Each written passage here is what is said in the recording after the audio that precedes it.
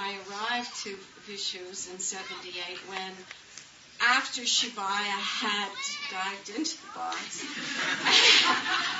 and so the crate was open and Hanuman was exposed for everybody to enjoy. And it was a momentary, and from the first moment it was love. I saw this murti that needed no initiation, empowerment. It did not need any of the rigmarole that my chauvinist Hindu roots was inspiring. And I had always felt that Hanuman came completely empowered. This Hanuman is so precious and priceless. And I remember many, many days during our time with Maharaj-ji, when Maharaj-ji would go over this idea he had on his mind that he wanted to communicate to us, which took him repeating it over and over again. You're going to build a Hanuman Mandir in America. Balaram, but you're going to build a Hanuman Mandir in America. This was one of the very, very darshans that were repeated from time to time. And Maharaj-ji had a group of people that he always empowered with this. Ramdas being one of them. I remember particularly Balaram was always sort of coerced into, you're in on this too.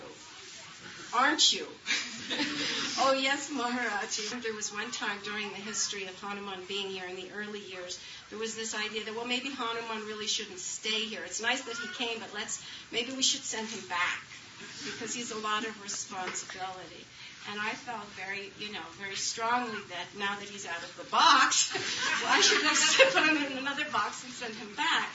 And so I took that position, that it shouldn't actually go back. And it distressed me that there were some strong forces at hand who were saying he'd be better off back there.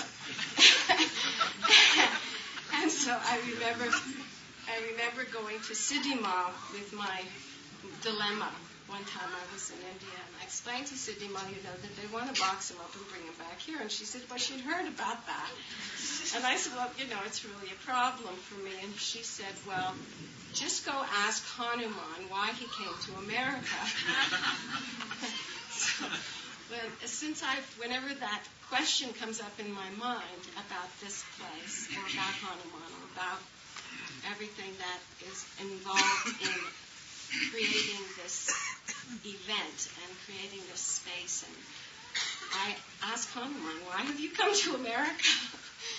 And I enjoy to do that, to continue to do that, and I have confidence that his purposes are being met, and there's a great vision ahead. Jason.